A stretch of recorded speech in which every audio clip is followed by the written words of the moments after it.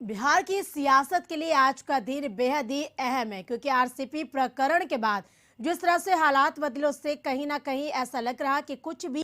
हो सकता है। बिहार की राजनीति में अपने विधायकों के साथ आज मंथन करेगी और सीधा रुख करते हैं न्यूज रूम अपने वरिष्ठ सहयोगी अरुण चौरसिया के पास। अरुण जी, बिहार की सियासत के लिए आज का दिन बेहद ही अहम माना जा रहा है क्योंकि जिस तरीके से आरसीपी प्रकरण के बाद जिस तरह से हालात बदले हैं उससे कहीं ना कहीं ऐसा लग रहा है कि कुछ भी हो सकता है। क्योंकि आज की अगर बात हम करें तो आज जेडीयू और आरजेडी अपने पार्टी विधायकों के साथ सांसदों के साथ मंथन करेगी, इसके क्या मायने हैं? रूप से कहा जा रहा है कि आज जो मंगलवार है सुपर मंगलवार कहा जा रहा है और आज के दिन बिहार की राजनीति में कुछ भी हो सकता है क्योंकि जो प्रमुख दल है चाहे जेडीयू हो, आरजेडी हो, कांग्रेस हो, हम पार्टी हो, इन सभी दलों के विधायकों की बैठक आज हो रही है। जेडीयू की तरफ से जो बैठक नीतीश कुमार ने बुलाई है उसमें सांसद भी शामिल हो रहे हैं और जो अभी संसद का सत्र चल रहा है उस सत्र को छोड़कर जेडीयू के सांसद पटना पहुंचे हैं और नीतीश कुमार के साथ बैठक में शामिल होंगे। क्योंकि ये जो प्रकरण शुरू हुआ है और जिस तरह की राजनीतिक कायासबाजी हो रही है जिसमें कहा जा रहा है कि बिहार की राजनीति में कुछ भी हो सकता है, यानी सरकार भी बदल सकती है और एनडीए टूट सकता है।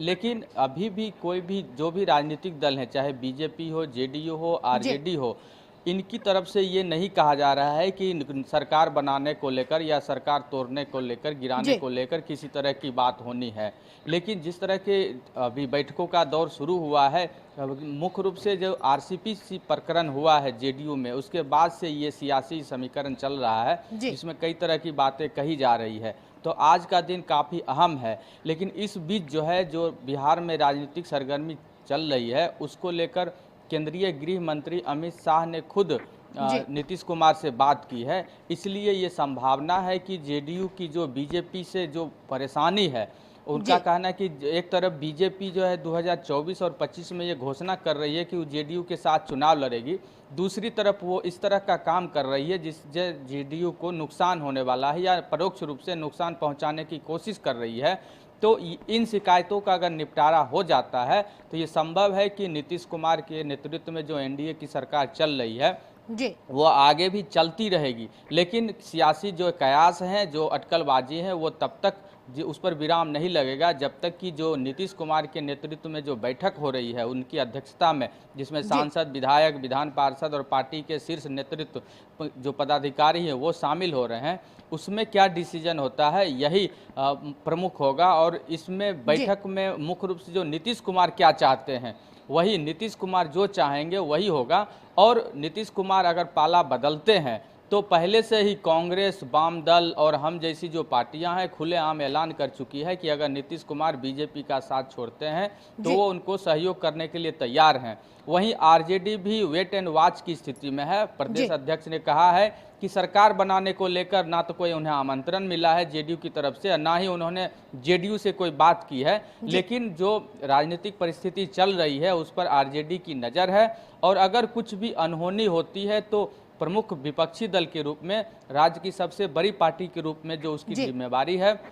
उसका निर्वहन करेगी। इसलिए आज का जो दिन है बिहार की राजनीति के लिए काफी अहम है। अब देखना है कि नीतीश कुमार सब कुछ जो है नीतीश कुमार पर अगर कहा जाए, क्योंकि आज मंगलवार का जो दिन है वो सियासत का मंगलवार है, जिस तरीके से राजनीतिक दलों की बैठकों ने सियासी सरगर्मी बढ़ा दी है, तो ऐसे में सवाल उठता है कि क्या बिहार के सियासी समीकरण में कुछ बड़ा बदलाव होने वाला है? अरुण जी, बदलाव की बात हो रही है, यही वजह है कि पूरे देश की नज़र अभी बिहार की, राजनीतिक रूप से कहें तो पूरे देश की नज़र बिहार की पॉलिटिक्स पर है और विशेष करके नीतीश कुमार पर है कि नीतीश कुमार क्या डिसीजन लेते हैं। क्योंकि नीतीश कुमार अगर डिसीजन लेते हैं कि जो उनकी आपत्तियां हैं, जेडीयू को जिस तरह से कमज़ोर करने की कोशिश हो रही है, जिस तरह से जेडीयू के नेताओं ने कहा है कि एक दूसरा चिराग बनाने की कोशिश हो रही थी आरसीपी सिंह के जरिए, और ये भी राजनीतिक चर्चा हो रही थी कि महाराष्ट्र में एकनाथ मुंडे ने जिस तरह से किया, यानी जो उद्धव सरकार में रहते हुए जिस तरह से उद्धव सरकार को खत्म करने के लिए सरकार गिराई और नए समीकरण के तहत सरकार बनाई, तो क्या आरसीपी सिंह भी इसी मुहिम में थे? तो जेडीयू की जो ये आपत्तियां हैं, अगर इन आपत्तियों का निराकरण बीजेपी करती है और कल की बातचीत में अगर केंद्रीय गृह मंत्री के द्वारा अगर ये आश्वासन दिया गया होगा कि अब आगे से जो भी अगर जेडीयू की आपत्तियां हैं उन आपत्तियों का निराकरण करेगी, तो ये संभव है कि जो सरकार अभी चल रही है वो आगे भी चलती रहेगी। लेकिन अगर जो अमित शाह से बातचीत हुई है, अगर उसमें नीतीश कुमार संतुष्ट नहीं होते हैं, बीजेपी की जो रणनीति है उसमें बिहार बीजेपी की कई नेता जो हैं नीतीश कुमार की सरकार पर सीधे हमला करते हैं, यहाँ तक कि जो उनके सहयोगी मंत्री हैं वो भी कई बार जो है निशाना साधते हैं। तो इन आपत्तियों का निराकरण अगर नहीं होता है और नीतीश कुमार संतुष्ट नहीं होते हैं, तो ये संभव है कि वो कोई अगला कदम दूसरे रूप में उठा सकते हैं, यानी एनडीए से बाहर होने की भी वो कदम निर्णय ले सकते हैं। अगर ऐसा होता है, देखना होगा अरुण जी कि आगे आगे होता है क्या, क्योंकि राजनीतिक दलों की बैठकों का दौर जारी है। तमाम जानकारी के लिए शुक्रिया आपका।